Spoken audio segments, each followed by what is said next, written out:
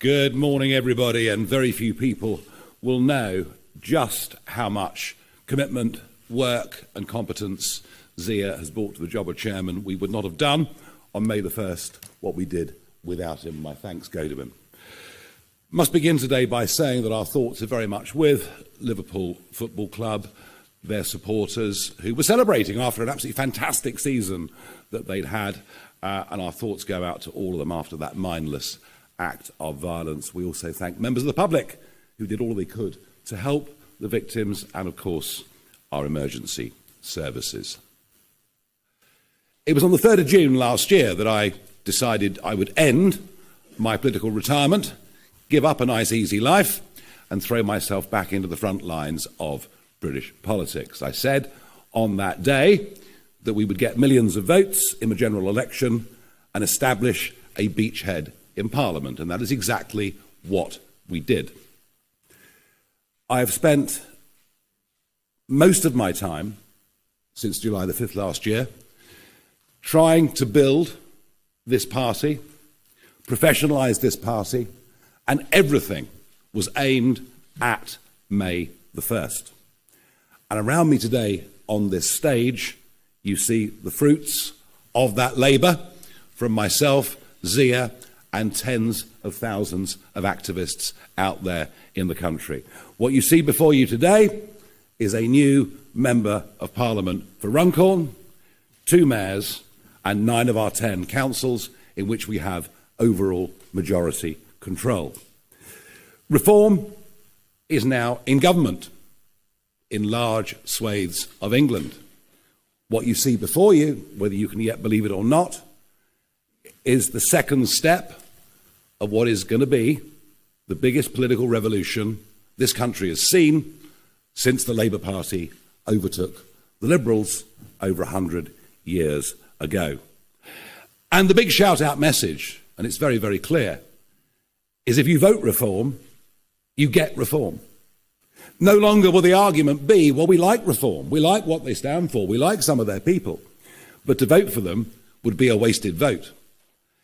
That is not the case anymore. In fact, in many ways, if you look at the map today, if you look at Scotland, you look at Wales, you look at the whole of the Red Wall and many other parts of England, if you want a party to be the opposition party to this Labour government, then it's a Conservative vote that would be a wasted vote. It's a Conservative vote that actually would help keep Labour in power. And that is the absolutely fundamental shift of public perception that has happened after May the 1st. Over 40% of people who voted Conservative at the last election actually wanted to vote reform, but didn't do it because they thought it would be a wasted vote. And that has been completely and utterly destroyed as an argument. Now, of course, we have a lot to do now that we're in office, and there is a heavy burden of responsibility on the shoulders of many in this room. And our Doge unit has now been set up. You'll be hearing much more about that. We firmly established which flags we will and won't fly from Council Hall, something that is very popular with the public. And we are already beginning to discover excessive wastes of money in local government. But please don't judge us just yet. Some of these leaders were only sworn in as recently as last Friday. But we are on our way. Our membership from June the 3rd last year has gone from 28,000 to over 235,000. I have absolutely no idea how many members the Conservative Party has, or indeed how many members the Labour Party has. The last figure we had was many months ago, and they were losing a member every 10 minutes. I'm not saying we are already the biggest political party by membership, but we must be very, very close indeed. As for the Conservatives, I don't think many in the media class yet really understand the extent to which they are dying as a political party. It's over. It is done. And frankly, after the level of betrayal that we saw, especially since the 2019 victory with the 80-seat majority, they fully deserve everything that is happening to them. And as I mentioned already, They cease to be a national party. They are now an irrelevance in Scotland, an irrelevance in Wales, a complete irrelevance in the Red Wall, where nobody will ever trust them again. Now, of course, there's much talk about who the leader of the Conservative Party might be, and they change leaders pretty regularly. And maybe Kemi Badenoch's not having a particularly great time. Now, there is somebody who fancies his chances. He's been on Ozempic, he's running marathons. I noticed a very nice new Savile Row suit the other day. Perhaps he even had his teeth done, I don't know. But it's completely irrelevant whether Robert Jenrick becomes leader of the Conservative Party or Kemi Badenoch stays on as party leader. It's completely irrelevant if Boris Johnson decided, although he's got some pretty heavy domestic duties by the looks of it, whether he decides to return. They will not be trusted again. They have no chance of winning the next general election, none whatsoever. And I don't really wish to spend much more time talking about them. They did sink to fourth in the opinion polls with YouGov last year. It is over, it is done. They've had a good 200 years, it is now finished. But today I wanted to talk a bit more, really, about the Labour Party. Now, they, of course, right now are absolutely terrified of reform. And if you think the Conservatives had a bad day on May the 1st, arguably, Labour did even worse. We completely wiped them out in County Durham, in many other parts of the East Midlands and elsewhere. And now, I have to say, they've decided they'll turn their guns on me. And every PMQs now, we see an obscure backbench Labour MP get up and ask the Prime Minister a question. Is it true that the honourable member from Clacton is a complete rotter? To which the PM says, oh, well, of course he supports Putin and wants to abolish the NHS. And I have to sit there, and I've got no means of actually answering back or fighting back in any way at all. I think even without reform, this government is off to the worst start of any government since Eden and the Suez Crisis in 1956. They are collapsing in terms of support. Their response to us is just to turn on the Labour lie machine. And I think today, perhaps it's just a little opportunity for me perhaps to answer some of that. Reform really are now the party of working people. One of the arguments I made in the run-up to May the 1st was that many of our voters are people with alarms that go off at 5 o'clock in the morning. They go off to work. They work damned hard, whether they're working for companies, whether they're trade union members, whether they run their own businesses or act as sole traders. They're the people that are voting for us. And the great divide that is opening up in British society is between those that get up and go to work, pay an ever-increasing tax burden, feel ever more hampered by government at every level, and their next-door neighbours who choose to do nothing, but actually have a very similar standard of living. That is becoming increasingly a massive problem in this country. But I also think that Labour have a problem with their personalities. The Chancellor of the Exchequer, Rachel Reeves, I don't think I've ever seen anybody so hopelessly out of their depth at any point in my professional or political career. And the idea that we were going to get this 10-year Bank of England economist, and of course she was dubbed by my colleague Lee Anderson as Rachel from Accounts, which actually wasn't accurate, because it's Rachel from Complaints.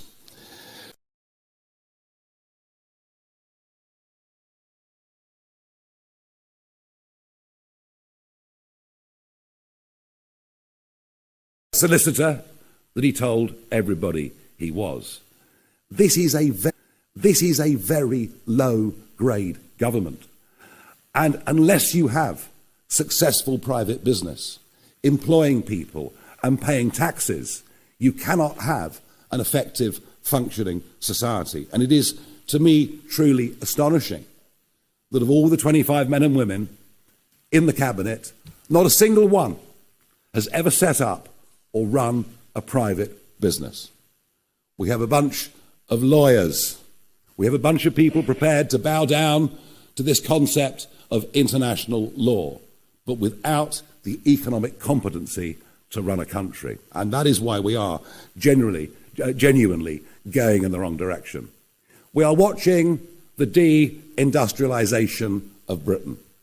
Yes, of course, there are some jobs being created in wind and solar. But for every job created in that sector, there are 3 or 4 being lost in other parts of the British economy. We now have the most expensive energy prices commercially of any country in the world. And yet the net zero mania, and it isn't just Miliband, well, we know he's away with the fairies, but it's all of them are committed to this policy, just as the Conservative Party were when Boris Johnson and others led them before. I find it extraordinary also to witness the exodus. The exodus in London and in some other parts of the country is now in full flight. The number of people I know, and I'm talking about successful, hard-working, entrepreneurial people. I'm talking about people that have taken great risks in their lives, created a lot of jobs, and paid many millions, or in some cases, tens of millions in tax. They are leaving. And they're leaving our country at a very, very rapid rate. It's the biggest brain drain we've had since the 1970s, and yet no one seems to have woken up to it. And there is absolutely no contradiction in saying that we are the party of workers, but also the party of entrepreneurs. The two can't survive and exist and succeed without each other. And then we come to the Prime Minister himself, and whilst I don't bear him any personal grudge, I don't think there's any malice in him at all, it's clear to me this man doesn't believe in anything. Now, it's quite extraordinary that for over a year it was obvious that Starmer would become our Prime Minister. You would have thought there was a plan. You would have thought there was a passion for what they would do in government, as opposed to achieving the position of being in government. And yet, as he stood outside 10 Downing Street, mid-morning on July the 5th, to give his acceptance and victory speech, in the 9 minutes for which he spoke, he referred to his notes 158 times. Once every 2 seconds, the new Prime Minister had to refer to his notes, scripted to the nth degree, clearly without any great feeling, meaning or passion for the job that was ahead. And now we see that lack of any real political thought with the daily veering off left and right with speeches and statements that he makes. Terrified of what reform is doing to the Labour vote, he tries to ape us in policy. Of what reform is doing to the Labour vote, he tries to ape us in policy. The problem is, when he does, nobody actually believes him, given his own record. And of course, the more that he does that, the more that he opens up the splits on the left, where we see the Greens, who now would tax, I think, anybody in the country on a good income virtually out of existence. But their support, they are picking up much of that left-wing support, and their support at 10, 11% in the national polls is rock solid. We then, of course, have the pro-Gaza vote, which, as a direct result of government policy from both parties, sees many of our inner cities now moving towards sectarian politics. He doesn't seem to see any of this. But if the Prime Minister believes in anything, then he believes in this concept of international law. He cares about how he's viewed on the world stage, and we've seen that in his actions over the course of the last couple of weeks. This Prime Minister has no connection with working people, no connection with what we used to call working class communities. He doesn't understand what it's like to get up at 5 o'clock in the morning and go out and work physically hard for the day. He doesn't seem to understand that the tax burden, the cost of living, energy bills have meant that people genuinely have had a lower standard of living quite consistently over the course of the last 10 years. He has absolutely no conception, as part of the North London set, of the genuine damage to community that has been done by mass immigration over the course of the last 25 years. And it was interesting that in his 5 key priorities for government, immigration, whether legal or illegal, wasn't even mentioned. And if he thinks that having a net migration figure of 431,000 in his first year in office is some kind of victory, well, I'd remind him that is a city the size of Bristol. And the fact that he's made one speech that someone wrote for him to try and counter this won't change a thing. The idea that it will smash the gangs is already reduced to a farce, as over 800 young men came into our country last week. I've done my best to urge him to declare this an emergency situation. He refuses to do so. And I find it odd that 3 terrorists, 3 men who were going to blow up the Israeli embassy, who entered this country by small boats and were picked up by the authorities a couple of weeks ago. I find it extraordinary there isn't a greater debate about the threat to our national security that is being posed in the English Channel. But if Starmer doesn't get it, and if the Conservatives don't get it, and if much of mainstream media don't get it, let me tell you something. The country does. Out there, the country does. They can see that what is happening is unfair.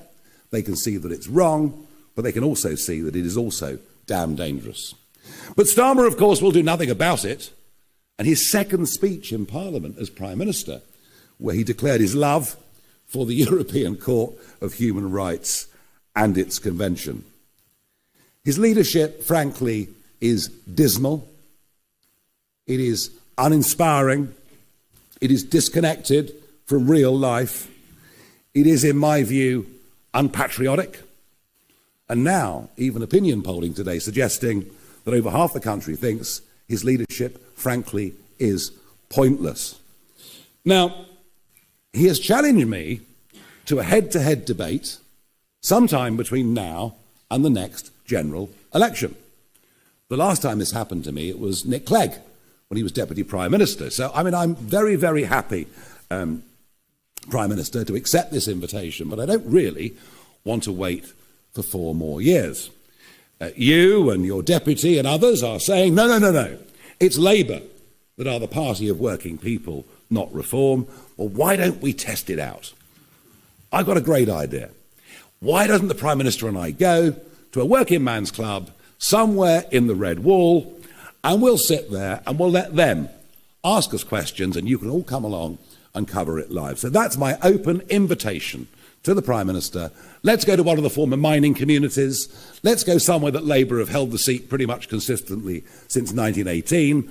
Let's, whether the Prime Minister will enjoy a few beers with the lads and do the Channel 4 racing that afternoon, I'm not sure, but I'm very, very happy to do so. We built this party around 3 key principles, things that we think need to be fought for and defended, things that we think most people in this country hold the dearest in their hearts. And that is, of course, family, community, and country. And that is why we believe lifting the 2-child cap is the right thing to do. Not because we support a benefits culture, but because we believe for lower paid workers, this actually makes having children just a little bit easier for them. It's not a silver bullet. It doesn't solve all of those problems, but it helps them. And some will tell you, well, Nigel, this is not actually a popular policy in the country. But then I've never, ever spent my time being a populist politician. I've nearly always spent my career pushing arguments that were minority opinions and trying to make them into majority opinions. I think we've lost our sense of focus of just how important family is. And I want to emphasise that this is aimed at British families.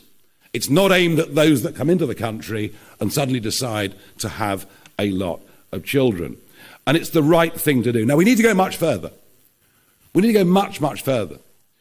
Because one of the problems is a lot of people who want to go back to work, and it's normally women. It's men in some cases, but it's normally women. There are other huge issues around childcare. Big questions that have been raised with me. Why in our big workplaces are there not creches when there are in many other continental countries? So we want to go much, much further to encourage people to have children, to make it easier for them to have children. And that is why I also believe that having a transferable tax allowance between married people is the right thing to do. Now, I know many will say, look, marriage is outdated. Most people don't bother to get married anymore. And, you know, I'm hardly standing here in front of you as a religious priest and moralising. I'm not sure my own track record is ever so good on this. And we all lead imperfect lives. But what is true, what is absolutely true, and the evidence is there to prove it, is that where people who are married stay together for the longest period of time, the children that grow up in those environments have the best chance of success in life. Doesn't mean you can't survive outside of those circumstances. Of course you can.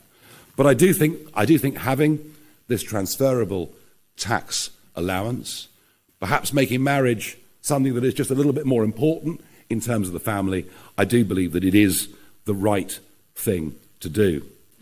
And of course, our biggest aspiration is that working people should not start to pay tax until they earn £20,000 a year.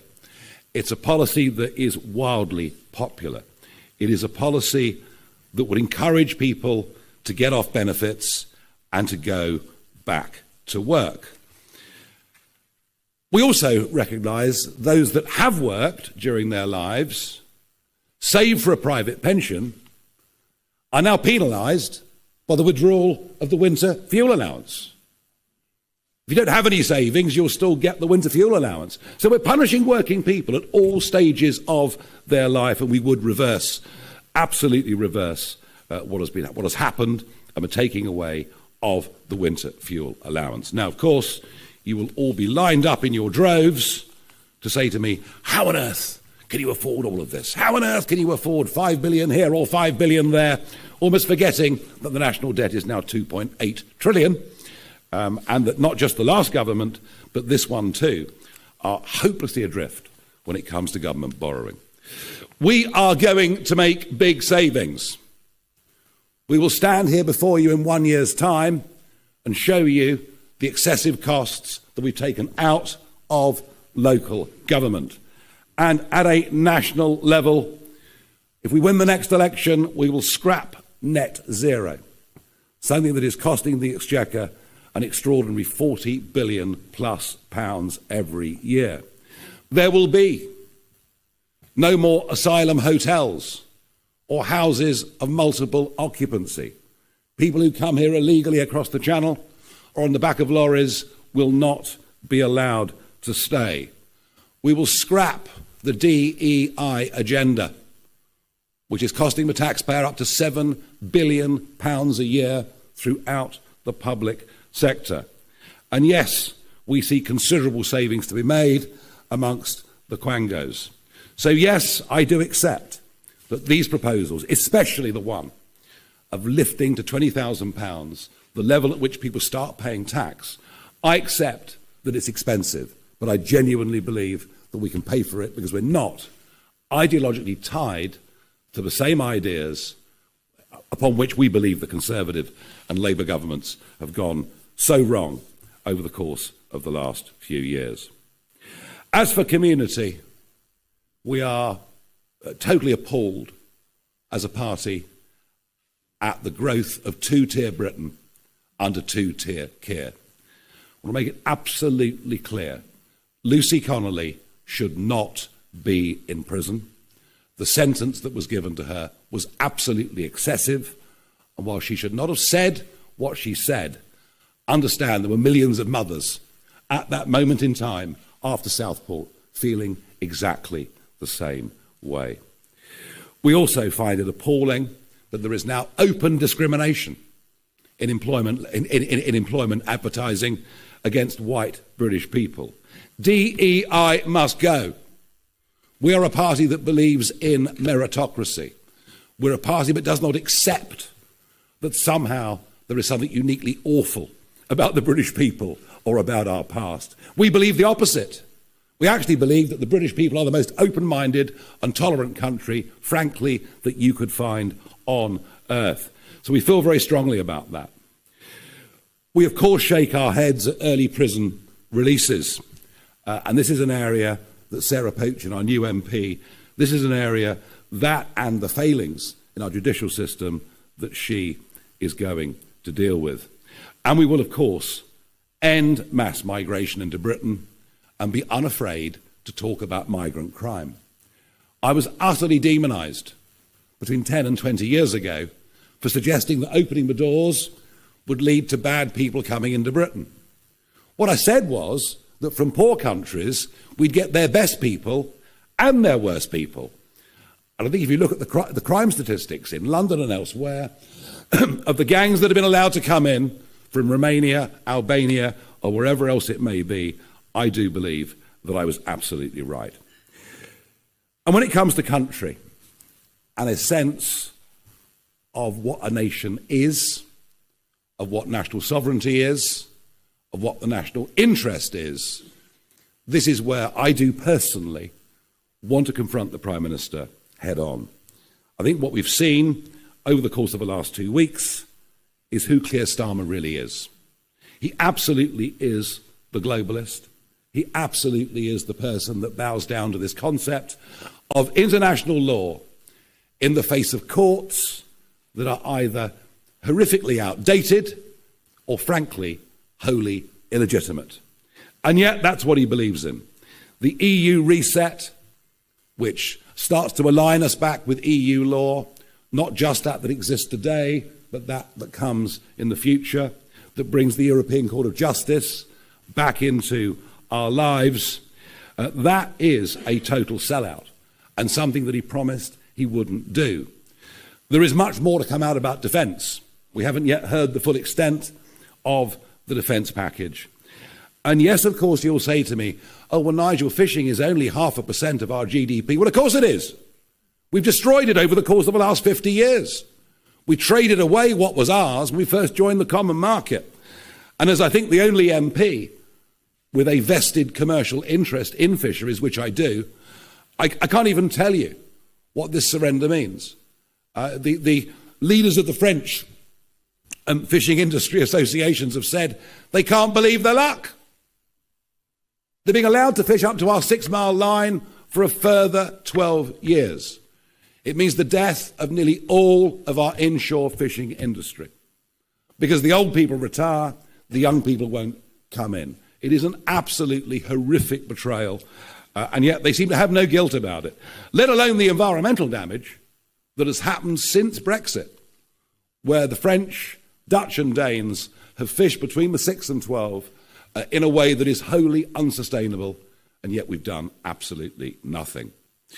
When it comes to Chagos, I think this is the worst deal I've ever seen in my life. There was absolutely zero legal necessity to give away the sovereignty of the Chagos Islands. None whatsoever. An advisory judgment from a court that is not legitimate and that has too much Chinese influence in it. And we're paying to do it.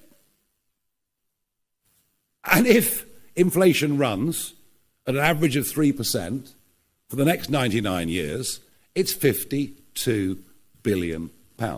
It's almost unbelievable that he could have done it, and not to have even referred to the Chagosian people who've suffered terrible racism in Mauritius, terrible racism. And now that this deal is done, they're now fleeing Mauritius and coming to our country, which they can do, of course, because they are British subjects. But I suppose to Keir Starmer, racism only comes from people without university degrees. He probably doesn't think it happens between other races. The World Health Organization, of course, he signed us up to the pandemic treaty. Everything he's done in the last 2 weeks has been against our national interest. Everything he's done in the last 2 weeks will be undone by us in government, regardless of what the consequences are. He doesn't understand what national sovereignty is. He's never, ever, ever got over the Brexit result, and he's frankly doing his bit incrementally to reverse it. Now, I came back into politics on June the 3rd last year because I believe that our country has to be turned around. I came back into politics on the 3rd of June last year because I believed I had the ability to really give momentum to this political movement. And I've lived a bit. I've had some great successes in life. I've had plenty of failures in life as well. But what I bring to this now is experience. What I bring to this now is passion. What I bring to this now is a kind of courage or madness, you can take your own pick, which perhaps you only have when you've survived a few close brushes with death and even managed to go through the snake pit on I'm a Celebrity, get me out of here. But the qualities that I offer are hard work, passion, and yes, I'm not afraid of anything. I'm not afraid of the mob. I'm not afraid of criticism. I'm not afraid of protest. I believe that reform represents a silent majority in Britain. I believe what you're witnessing is the beginning of a genuine political revolution, something quite remarkable that is happening and will continue to happen in British politics. And if that means I'm pitted against the Prime Minister and whoever the leader of the Conservative Party may be, well, so be it. I think I'm ready for that right now. Thank you very much indeed. Right. Okay, we have a list of 18 people who wish to ask questions, so we'll try to rattle through as best we possibly can, beginning with Natasha Clark from LBC. Hi, Natasha Clark from LBC. Mr Farage, you say you're the party of the workers now. Why did your party vote down Labour's workers' rights package, which would have given them far more rights? And last week, Reform was accused of what critics say is a race-baiting advert for a Scottish MSP by-election by wrongly claiming that Anna Sarwar would put the Pakistani community first. What's your response to that? Thank you. For workers to have rights, they need to have jobs. And if you bring in legislation that means fewer people will be in work, what have you done for workers' rights? And I think it's all well and good making law. I saw this in the EU as well. It's all well and good making law for companies with 5,000 employees, 25,000 employees. What about companies with 3 employees? And this is the problem. The legislation never thinks about those, despite the fact in the British economy, it's the small private businesses that employ more people than the big CBI firms or whoever else it may be.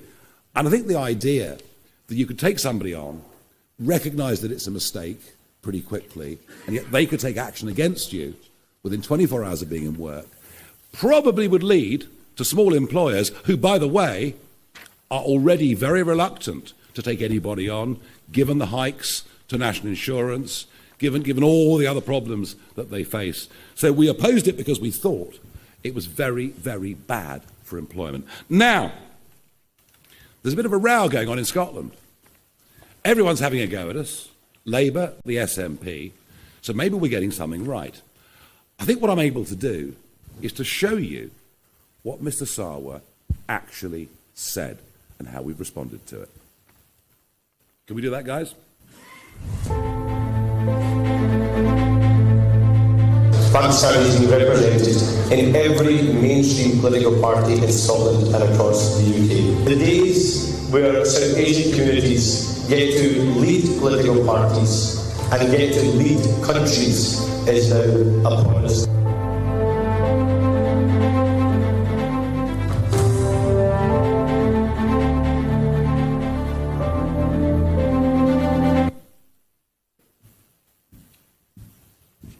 So it was Anna Sarwar that introduced sectarianism into Scottish politics, making it perfectly clear his priority was to a certain section of the community. All we've done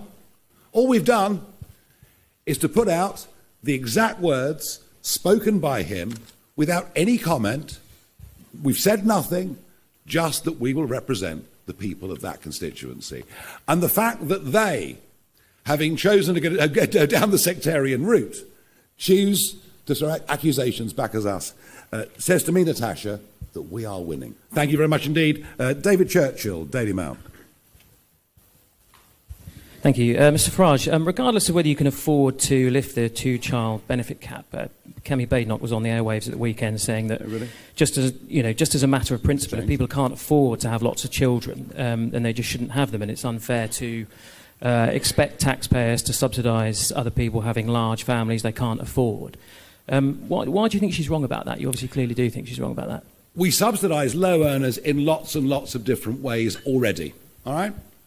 I understand the big point she's trying to make, but the point I'm trying to make is there are lots and lots of people, British people out there, who would like to have children but are terrified of what the cost of childcare are, terrified about how difficult this is going to be, terrified there are no workplace creches, all the things I mentioned earlier. We are trying to help young, working British people who are not on particularly big incomes to have more children. And, you know, Kemi Badenoch's view might right now be the majority instinctive view, but this is part of a bigger package and policy that we are putting together to try and make the family a more important element in British life. Thank you. Lucy White from Bloomberg. No? Donna Runner? Yep. Yes, oh, sorry.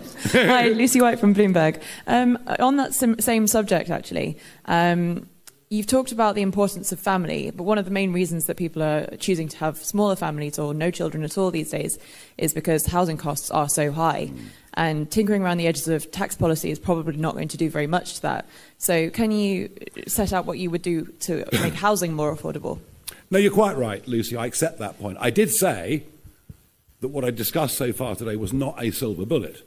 It didn't solve all the problem. I talked about childcare, housing, of course, also a massive problem. You know, if you increase the population by 10 million through immigration, then you need to build a new house every 2 minutes in this country just to keep up.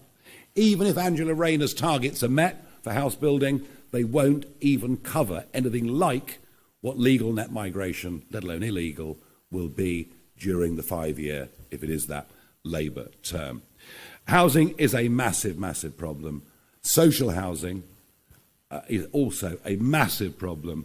I was horrified going around the country in the run-up to May the 1st, horrified to see county councils where going to the top of the list for social housing priorities were people who'd crossed the English Channel illegally and were given indefinite leave to remain. Absolutely horrified to see that. But that is what is going on out there. All right, we need to build houses.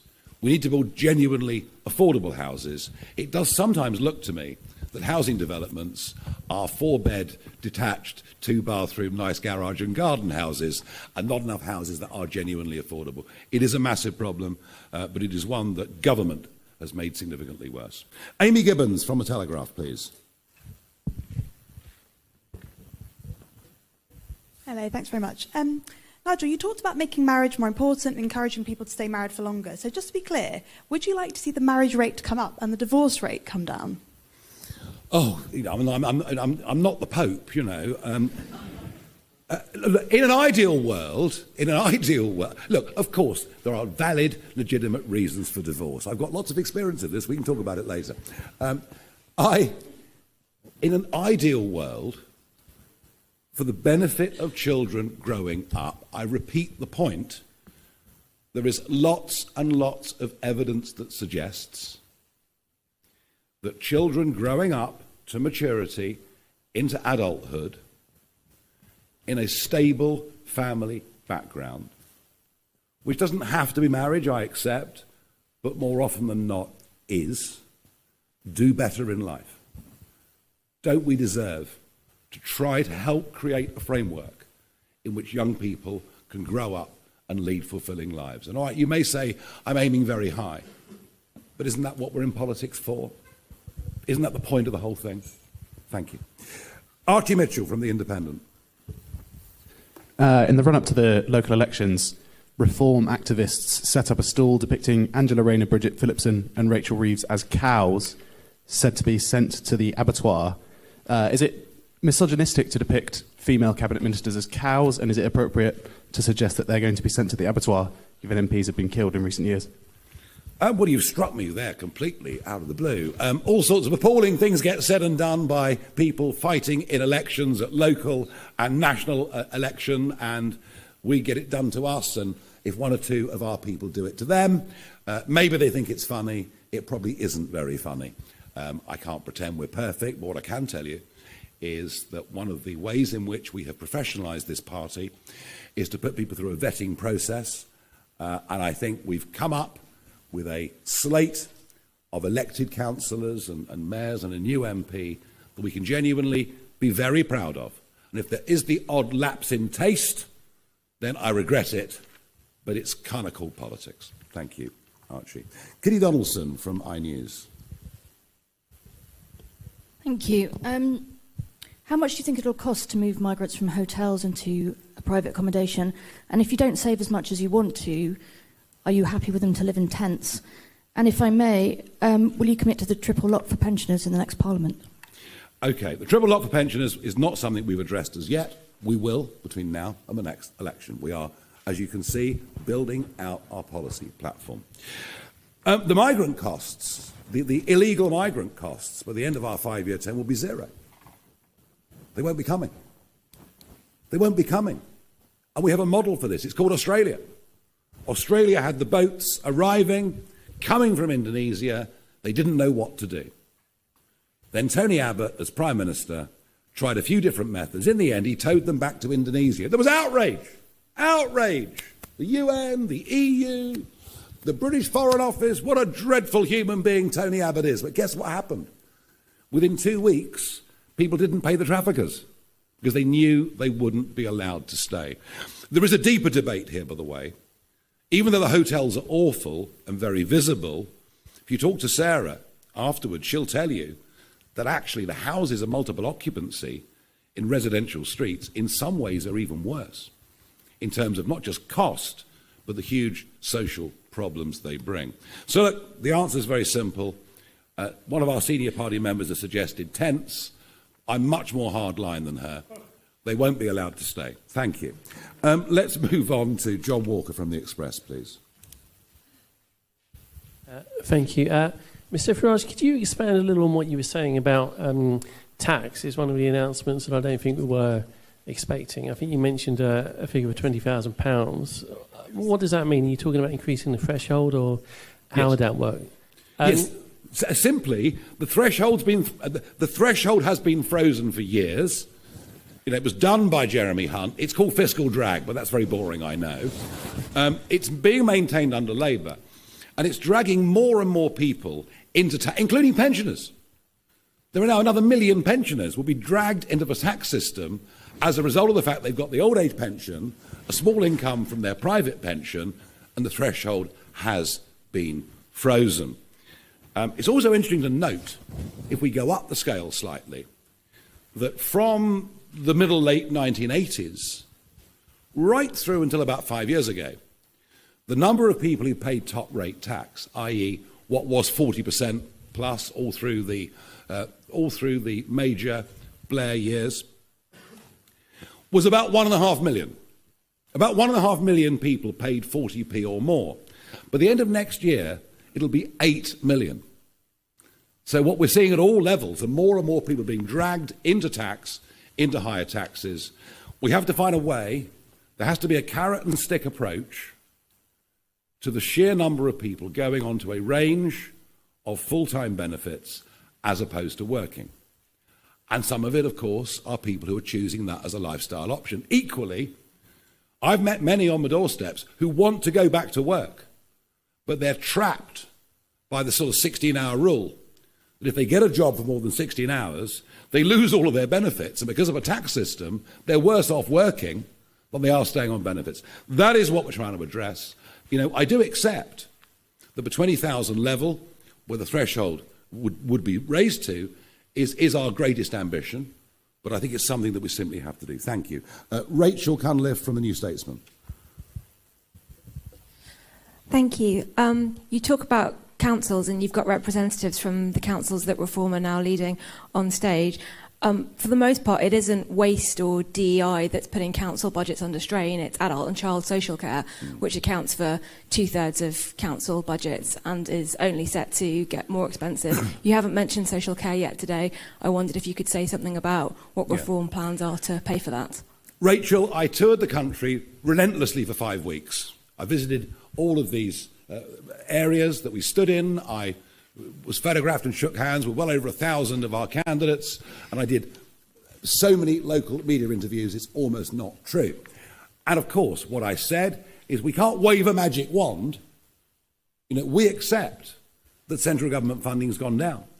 We accept adult social care, SEND. All of these issues are massive, and it's not easy. We accept all of that.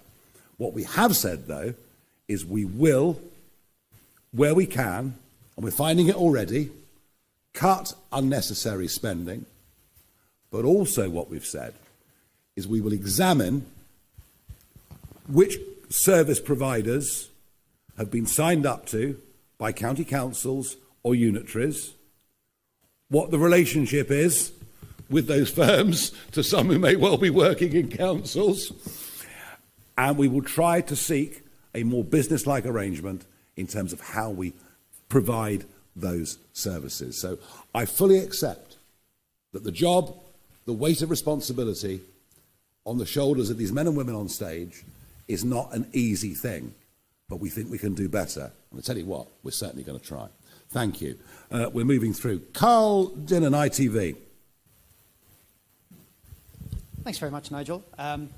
You were certainly right about one thing in your speech. We do want to know how you're going to pay for the policies that you've announced today. You've mentioned a couple of pretty big measures that will bring in savings, but even those won't quite cover the cost of your already announced tax plans, like the 20,000 threshold. So what I'm wondering is, are you going to tell us today how you're going to pay for winter fuel allowance, for scrapping the two-child benefit cap, and for the new married couples allowance? Are you going to tell us how you paid for these measures that you've announced today, or have you got a magic money tree growing in your back garden? All right, you started it. The cost of net zero to the taxpayer, figures produced by the Institute of Government, are estimated between 2025 and 2030 to cost £45 billion every single year. The cost of asylum seeker accommodation, be it hotels or be it houses of multiple occupancy, as I mentioned earlier, £4 billion every year. That may be a slightly low estimate because actually the overall costs of illegal immigration are much higher. DEI, as researched by Defunding Political Campaigns, estimated to cost government £7 billion every year. Quangos, just a 5% cut. And by the way, do you remember in the general election, we suggested a 5% cut? I mean, you thought, what dreadful people we were. Impossible, it can't be done. And yet the government now proposing a 5% cut. Well, we're proposing a 5% cut to Quango funding, which would over a 5-year term be £65 billion. If you add all that up, you've got a pretty eye-watering number of £350 billion. And whilst that may be, I accept, slightly optimistic, because it's difficult always to cut everything, I think you can see very clearly the direction that we're going in. We can't afford net zero. It's destroying the country. We can't afford DEI. It's actually preventing many talented people from succeeding. And we certainly can't afford young, undocumented males crossing the English Channel and living in 5-star hotels with 3 square meals a day and free dental and healthcare. I think that gives you a pretty good indication of where savings are going to come from. Plus whatever else we can find. And if we find it at local government level, we'll find it at national government level too. Alex Forsyth, BBC. Mr Farage, thank you. It might not surprise you. I just want to dig into those numbers a little bit more, because some of the things you've mentioned there, like wasteful spending and net zero, you talked about at the general election. I know. At that point, the Institute for Fiscal Studies said your sums don't add up. This morning, one of your own activists, Tim Montgomery, has said your sums don't add up. Isn't the reality that at this point your numbers don't add up and you are saying what you think people want to hear? And on a separate issue, in the wake of the Southport attacks, you were criticised for comments you made about the information the police had released. Given what happened in Liverpool yesterday, the police did release information about the arrested man. Was that the right approach? Well, that was the same police force. That was the same police force who were negligent at the time of the Southport attacks, utterly negligent. And what I called for was, let's know the truth. Because the vacuum that was out there on social media was being filled with all sorts of, in some cases, what turned out to be crazy conspiracy theories.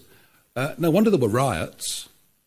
Had the truth been known, we would not have had that situation. And I was condemned by all and sundry for it, apart from by Jonathan Hall, KC, the terrorism czar, who basically said, look, Nigel's right. The truth should have been told at the time of Southport. I think what we got yesterday was that Merseyside police have begun to learn some of the lessons from that, and that is a very good thing and not a bad thing. Oh, you can argue about numbers adding up. You could probably argue that at no point in the history of any form of government has anybody ever thought their numbers added up. I would point you to one thing.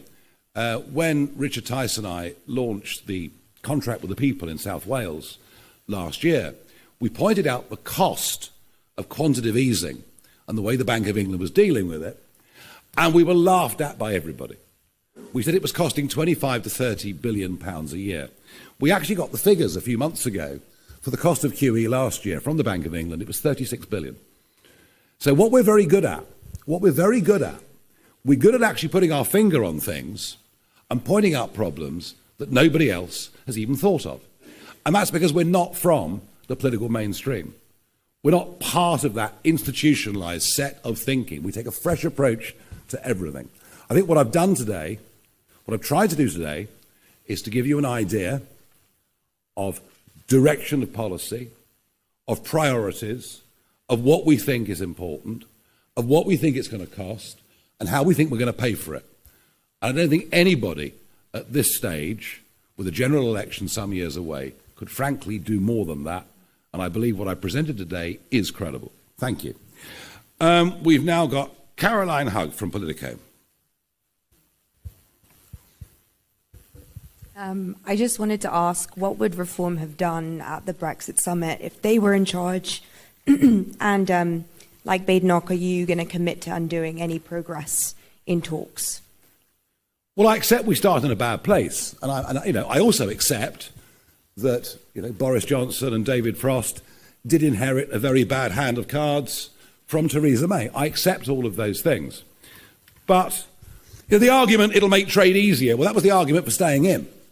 What the Prime Minister is doing effectively, he's rerunning the arguments that were used in the Brexit referendum. It will, for example, what he's done will make trade in agricultural produce with South Africa and the rest of the world much more difficult. What I would not have done is to have gone back to the ECJ and allowed them any jurisdiction. And what I would have done is to say, look, what you got from Frost and Johnson was you were given 4 years. 4 years for your fleets to continue to fish in British waters. That was your transition period. You're out now. And the minimum we're going to do is take back the 12-mile line with further thought about how we take back for Scotland and elsewhere the 200-mile European Economic Zone. There are a couple of things that I would have done. Fraser Nelson from The Times, but also I think is doing a documentary on reform. Is that right, Fraser? It is, yeah. You were introduced to us today as the next Prime Minister. Do you think it's true? Could you really go from having a handful of MPs and no shadow cabinet to number 10 at the next election? History would suggest the answer to your question is no. Circumstances would suggest the answer is yes. Something extraordinary is happening. The collapse of confidence in two political parties that have pretty much merged. Both wanting to go down the net zero route regardless of consequences and costs. Both running effectively open border policies. Both incapable of dealing with illegal immigration. Both who have no comprehension of the 5.5 million men and women out there running their own businesses or acting as sole traders.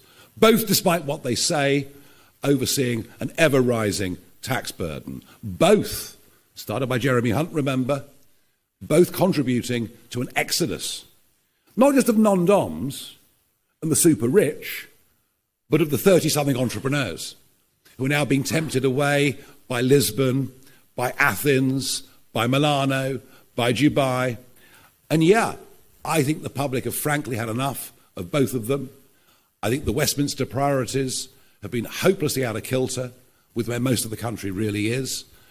And I think, what I've said today is that actually this Prime Minister is maybe even more out of touch than some of the previous Conservative Prime Ministers. They want something different. They want a politics that is unafraid to stand up and say what it is. They want a kind of leadership that is based not on following short-term trends, not on being afraid of being criticised, but has actually got some sort of conviction, and I hope some sort of courage. And I think I'm surrounded by people who've got courage. I'm surrounded by people who put their heads up over the parapet and decided something needs to change. But also, there is an optimism about what we do. Our voters aren't just sticking two fingers up to the establishment. They've got good reason to. They're not. Our voters, when you meet them, are wildly enthusiastic. They think we are going to turn this country around. Thank you. Right, I've got a couple more to go through. Chris Smith from The Times. Thank you. Just back on spending, your argument seems to be that you've got some areas you want to look at. You don't have the details yet, but you'll get to that by the next election and basically asking voters to trust you on that. But as you say, you're a party of government now. How do you hope that approach is going to work out any better for you than it did for Liz Truss? And on a related point, can I ask you a question which I asked Keir Starmer? Labour's manifesto launched last year when he was saying he wouldn't need to put up taxes at all, on which he didn't answer. Say you don't find these savings that you hope for. What is your instinct about a plan B? Is it to junk some of these costly spending commitments you've made today? Is it to put up taxes, or is it more borrowing? Well, with respect, Chris, we are some way out from this yet, but we will be having this conversation, I'm sure. Liz Truss's dramatic failure was not to propose any cuts in spending. It's all well and good cutting taxes, but she had to make the corresponding cuts with Kwasi Kwarteng in spending. Didn't do it. Just tried to say, well, we won't increase by the rate of inflation over the course of the next few years. That was a fatal error. As for Starmer's promises, look, do you know what? I just think there are two types of people in politics. Those who want to be something, those who want to do something. For him, it was about becoming Prime Minister. For me, it's about turning this country around. Simple as that. James Hill, Spectator. Thanks, Nigel. You went through various members of the Cabinet today. You dismissed Johnny Reynolds, Rachel Reeves, Ed Miliband. There's one member of the Cabinet who you didn't address, Angela Rayner, and there's some speculation in recent days that she might fare better against reform at the next election. You faced off against her at last year's general election on the BBC. Just tell us your thoughts on her and whether she stands a better chance than Keir Starmer come the next election. Well, at least she's real. I mean, none of the rest are. I don't think she's lied on her CV. I'm not sure she's got a CV. She is who she is. What we have learned, I think, over the course of the last week is that her ideas on tax, on saving, are even more radical than those of Rachel Reeves. And she tends on economics, certainly economics, to be way, way out on the left. And number one, that is not a majority opinion by any means in the country, nor will it become one. And it's a very busy space.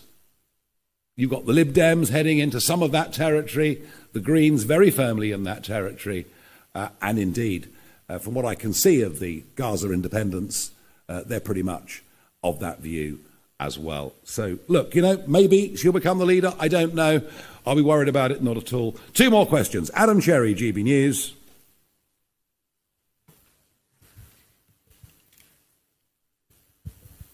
Just on the detail of what you're announcing today, are you scrapping the benefit cap entirely, or are you introducing a new cap of 3 or 4 children? And then on the shared family tax allowance, are you putting a figure on that today, or is it just sort of in principle? Yeah, it'll be up to a £5,000 transferable allowance, all right, which would help, say, say one of the parents wanted to spend a bit more time at home in the first 18 months, 2 years of a child's life, those allowances could be transferred. It would give people more options and greater flexibility. We're not putting a cap on the number of children. I want to re-emphasise, this is not for people who arrive in Britain from overseas and have lots and lots of kids. It's designed to help hard-working, though slightly low-paid British workers. Final question, last and by no means least, Kieran Stacey, Guardian. Thank you very much. You've spoken today about some of your policies that are designed to be family-focused. Can I ask about another similar issue?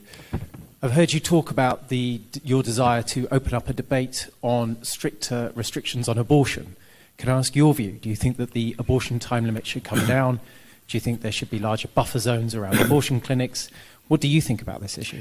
Look, I think all of these things, like assisted dying debate, which is going to come back again on June the 13th, I think issues around this, issues around abortion, I genuinely believe these are issues of personal conscience. I am pro-choice, but I think it's ludicrous, utterly ludicrous, that we can allow abortion up to 24 weeks, and yet if a child is born prematurely at 22 weeks, your local hospital will move heaven and earth and probably succeed in that child surviving and going on and living a normal life. So I believe there is an inconsistency in the law. I believe it's totally out of date, but I do believe I wouldn't particularly want anyone around me to agree with that or disagree with that. I'd leave it up to them. I think our current situation on this is irrational. Ladies and gentlemen, thank you very much indeed. Thank you.